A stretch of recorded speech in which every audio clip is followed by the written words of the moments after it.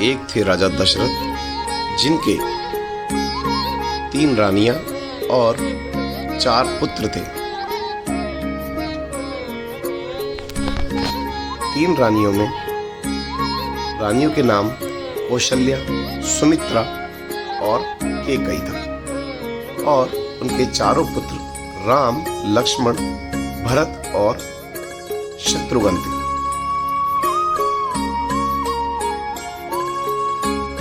जिसमें से राम माता कौशल्या के पुत्र थे, भरत माता कैकेयी के पुत्र थे, और लक्ष्मण एंड शत्रुघ्न माता सुमित्रा के पुत्र थे।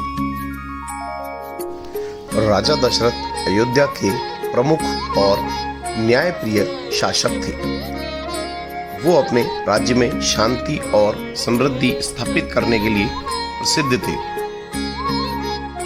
दशरथ के 4 पुत्रों में राम सबसे बड़े और सबसे धर्मनिष्ठ पुत्र थे।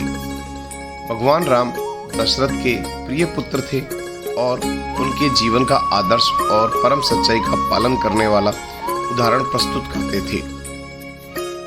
राम का जन्म राजा दशरथ और उनकी रानी कौशल्या के आशीर्वाद से हुआ था। भगवान राम और माता सीता का विवाह एक विशेष अवसर था। माता सीता का जन्म पृथ्वी से हुआ था और वह जनकपुरी के राजा जनक की पुत्री थी। स्वयंवर के अवसर पर राजा जनक ने अपनी बेटी के लिए उपयुक्त वर चुनने का निर्णय लिया था, तो राम ने धनुष तोड़कर उस चुनौती को स्वीकार किया और माता सीता से विवाह संपन्न हुआ। राजा दशरथ और कैकेयी के बीच वार्ता में कैकेयी ने अपनी पुरानी वचनबद्धता का हवाला देते हुए राम के वनवास की मांग की और अपने बेटे भरत को राज तिलक देने की इच्छा जताई।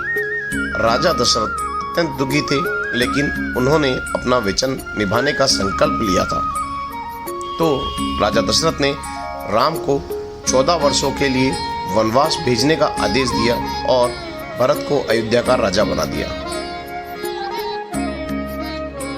माता सीता और छोटे भाई लक्ष्मण ने भी भगवान राम के साथ वनवास जाने की इच्छा जताई और वे वनवास को निकल गए। वन में राक्षसी शूर्पणखा, जो कि रावण की बहन थी, ने भगवान राम को देखा और वो उस पर मोहित हो गई। उसने भगवान राम से शादी करने की इच्छा जाहिर की, लेकिन भगवान राम ने अपने आप को शादीशुदा बताते हुए उन्हें मना कर दिया। इससे क्रोधित होकर शूर्पणखा ने माता सीता के लिए कुछ गलत कहा, तो लक्ष्मण ने अपने खंजर से शूर्पणखा के नाक और कान काट दिए और उसे भगा दिया। नाक कटने के बाद शूर्पणखा को बहुत गुस्सा आया। उसने रावण से मदद मांगी। रावण ने मारीच राक्षस को स्वर्ण मृग का रूप धारण करने को कहा, ताकि वह राम और लक्ष्मण को बहलाकर सीता को अपहरण कर सके। तो माता सीता उस हिरण को देखकर उस पर मोहित हो जाती हैं और भगवान राम से उस मृग को लाने की इच्छा जाहिर करती है। भगवान राम और लक्ष्मण उस मृग को लेने के लिए जंगल में चले जाते हैं और पीछे से रावण सीता माता का अपहरण कर उन्हें अपने पुष्पक विमान में बैठाकर लंका ले जाता है। इसके बाद भगवान राम माता सीता को कई जगह ढूंढते हैं। जब राम और लक्ष्मण सीता माता को वन में खोज रहे थे, उसी समय हनुमान ने उन्हें देखा और हनुमान ने राम और लक्ष्मण के इस आकर्षक रूप और दिव्य तेज को देखते ही उन्हें पहचान लिया। वे समझ गए कि ये कोई सामान्य मनुष्य नहीं है, बल्कि ये कोई देव पुरुष है। फिर हनुमान जी ने भगवान राम से बात की और भगवान राम से मिलकर भगवान हनुमान बहुत ज़्यादा प्रसन्न हुए। उन्होंने उन्हें प्रणाम किया और उनका आशीर्वाद लिया। भगवान राम ने अपनी व्यथा हनुमान जी को बताई और हनुमान जी ने उन्हें राजा सुग्रीव से मिलाया और राजा सुग्रीव ने उन्हें मदद करने का वादा किया। जब हनुमान जी राम से मिलकर सीता माता का हाल सुनते हैं और उनके प्रति अपनी निष्ठा का प्रमाण प्रस्तुत करते हैं, तो भगवान राम ने हनुमान को अपनी अंगूठी के रूप में एक दिव्य चिन्ह दिया और कहा कि लंका जाकर यह अंगूठी माता सीता को देंगे तो वे समझ जाएंगी कि तुम्हें मैंने भेजा है और तुम ही मेरे सच्चे दूत हो। भगवान राम ने हनुमान से कहा यह अंगूठी सीता को देना ताकि वह जान सके कि मैं जल्द ही आ रहा हूँ। इसके बाद हनुमान जी ने लंका की ओर प्रस्थान किया। लंका पहुंचने पर हनुमान ने सीता से मिलने से पहले रावण की लंका में अपनी शक्ति का प्रदर्शन किया। उन्होंने वहां के महल, सैन्य, बाग बगीचों में तहलका मचाया और अपनी पूरी ताकत और शक्तियों का इस्तेमाल करके लंका के प्रत्येक कोने में आग लगाई और इसके बाद उन्होंने माता सीता को भगवान राम की दी हुई अंगूठी दी। हनुमान ने माता सीता को आश्वस्त किया और उन्हें भगवान राम के आने का संदेश दिया। भगवान राम और उनकी सेना ने समुद्र पर सेतु बनाकर लंका पहुंचकर रावण से युद्ध किया। राम और रावण के बीच बहुत ही घमासान युद्ध हुआ। रावण के भाई विभीषण ने भगवान राम की सहायता की, उन्हें रावण की कमजोरी बताई।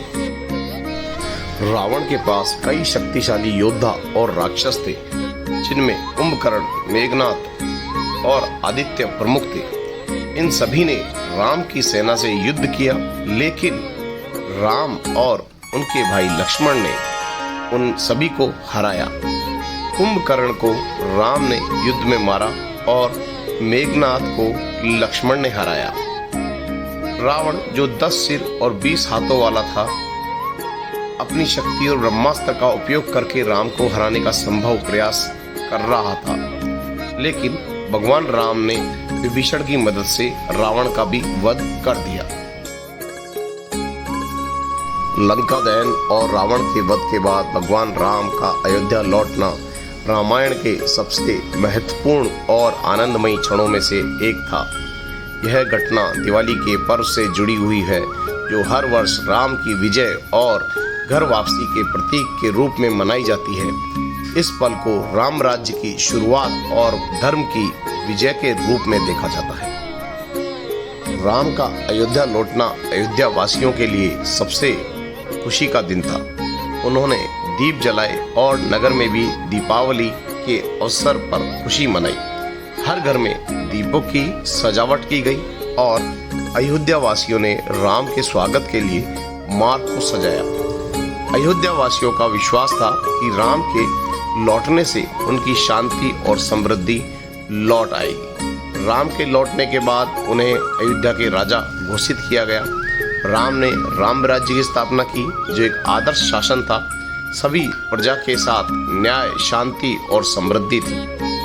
राम राज्य को सर्वश्रेष्ठ राज्य माना गया, जिसमें प्रत्येक नागरिक के अधिकारों का सम्मान होता था और समाज में कोई असंतोष नहीं था। राम के अयोध्या लौटने के समय अयोध्या वासियों ने दीप जलाए और घर घर दीपों से नगरों को सजाया। यह दिन दीपावली के रूप में मनाया जाता है, जो आज भी भारत और दुनिया भर में खुशी और विजय का प्रतीक है। दीपावली पर्व अंधकार से प्रकाश की और धर्म की विजय की ओर संकेत करता है। राम के अयोध्या लौटने की घटना केवल सैन्य की विजय का प्रतीक नहीं थी, बल्कि यह धर्म, सच्चाई और न्याय की विजय की कहानी थी। राम ने अपनी पूरी यात्रा में यह सिद्ध कर दिया कि धर्म की हमेशा जीत होती है और अंततः सत्य ही विजय प्राप्त करता है।